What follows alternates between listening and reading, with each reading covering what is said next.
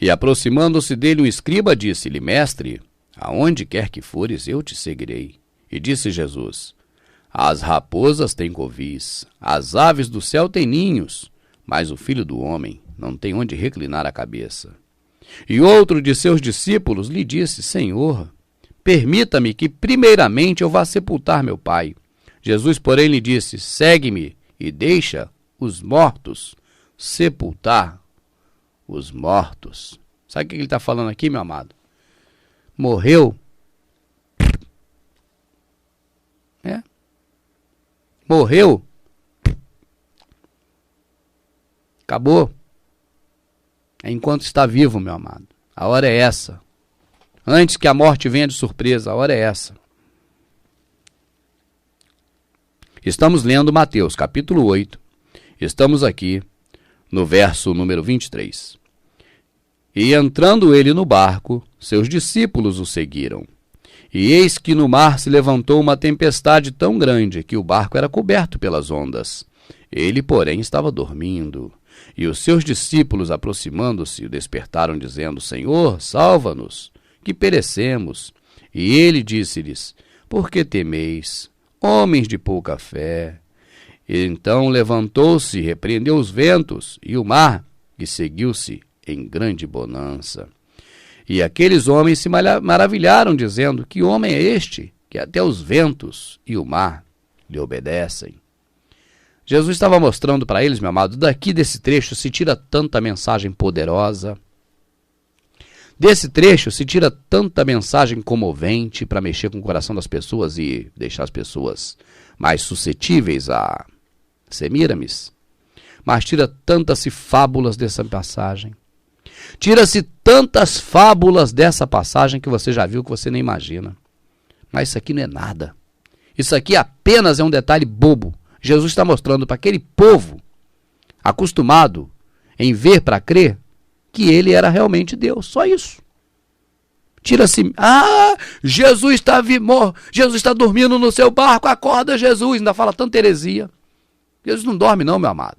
Isso aqui era homem. Jesus, um homem que estava dormindo. Cansado, descansando. Isso aqui não tem mensagem nenhuma para a gente aqui. Esse trecho aqui não é nada.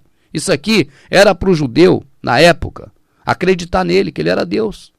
Isso não tem mensagem nenhuma nisso. Tudo que falam em cima disso aqui é fábula para amaciar o coração. Capítulo 8, verso 28.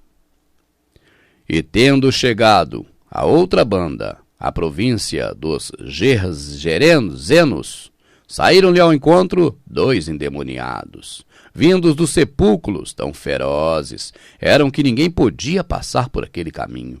E eis que clamaram, dizendo: Que temos nós contigo, Jesus, Filho de Deus? Você vê o seguinte, aqueles homens, para poder crer que ele era Filho de Deus, ele tinha que fazer maravilhas, né? Acalmar a tempestade. Os demônios reconhecem facilmente que ele é Filho de Deus. Tá vendo? Eis que clamaram, dizendo: Que temos nós contigo, Jesus, Filho de Deus? Vieste aqui atormentar-nos antes do tempo? Antes do tempo. E andavam, pastando distante dali, uma grande manada de porcos. É uma vara, né? Agora, né? A gente chama vara, né? Aqui na Bíblia fala manada, mas agora fala vara.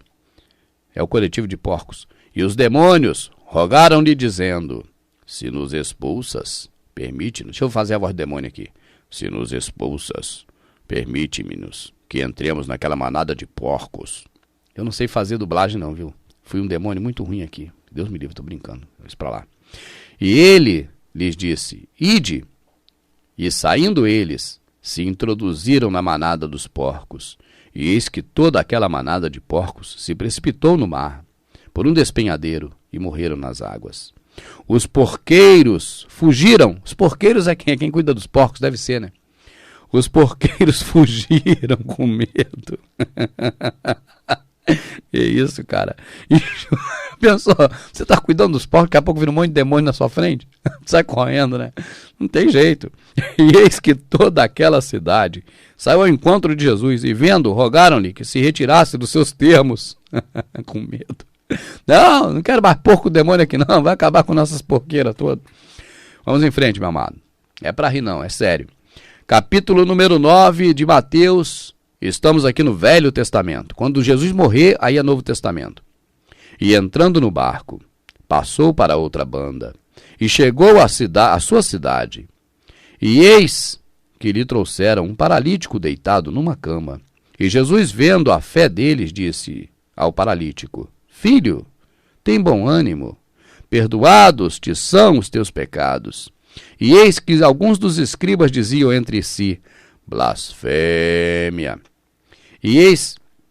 Mas Jesus, conhecendo os seus pensamentos, disse: Por que pensais mal em vossos corações? Pois qual é mais fácil? Dizer perdoados te são teus pecados, ou dizer levanta-te e anda? Ora, para que saibas que o Filho do Homem tem na terra autoridade para perdoar pecados, disse então o paralítico: levanta-te, toma a tua cama e vai para a tua casa. E levantando-se foi para a tua casa. E a multidão vendo isso, maravilhou-se e glorificou a Deus que dera tal poder aos homens. A multidão estava ali, meu amado, para ver espetáculo, porque aquele povo de dura cerviz lá de Israel naquela época só acreditava no que via. E mesmo assim, Deus, você veja, abriu o mar vermelho, eles passaram, daqui a pouco foram adorar o bezerro de ouro. São de dura cerviz, meu amado. E só acreditava vendo, por isso que Jesus fazia aquelas maravilhas todas, para que eles vissem. Jesus falava a língua deles, era o idioma deles, era isso que eles entendiam. Por isso que Jesus fez aquilo tudo, entendeu? E aquilo tudo é sombra das coisas futuras. Isso é óbvio. Nós estamos lendo o Velho Testamento, não esqueça. Acaba com esse negócio de idolatrar a Bíblia. Isso aqui está errado. Botaram o Novo Testamento, o Velho Testamento aqui no Novo para confundir. Só é Novo Testamento quando Jesus morre. Está escrito isso assim, nessa Bíblia que fizeram toda. Está escrito isso. Mas colocaram aqui errado e ninguém discute, porque não pode discutir, porque o livro é santo.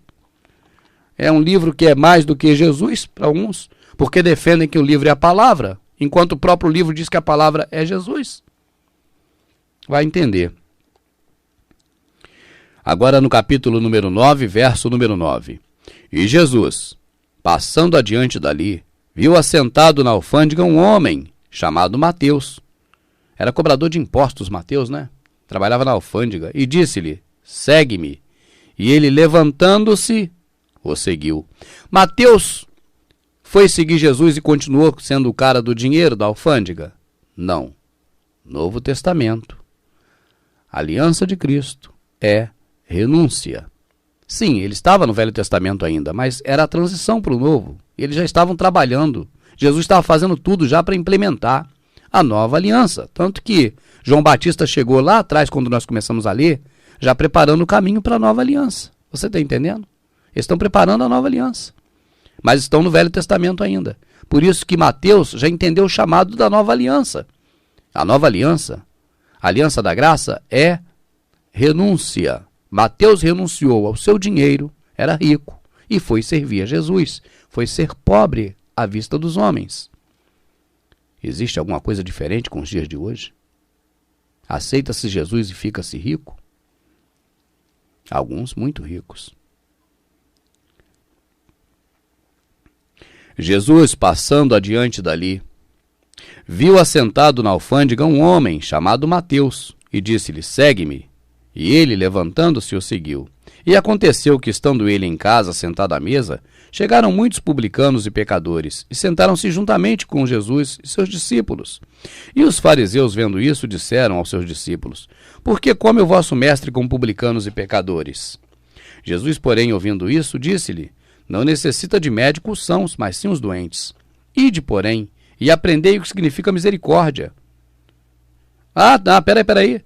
Ide, porém, e aprendei o que significa, : misericórdia quero, e não sacrifício, porque eu não vim chamar os justos, mas os pecadores ao arrependimento. Jesus quer sacrifício? Jesus quer misericórdia com as pessoas, que pratique a sã doutrina, que atenda o órfão, viúvo, necessitado, que pratique a religião pura e imaculada, e que faça o que ele mandou. Um mandamento vos dou, uma lei: amai-vos uns aos outros, assim como eu vos amei, amai-vos uns aos outros. Aprendei o que significa misericórdia quero, e não sacrifício.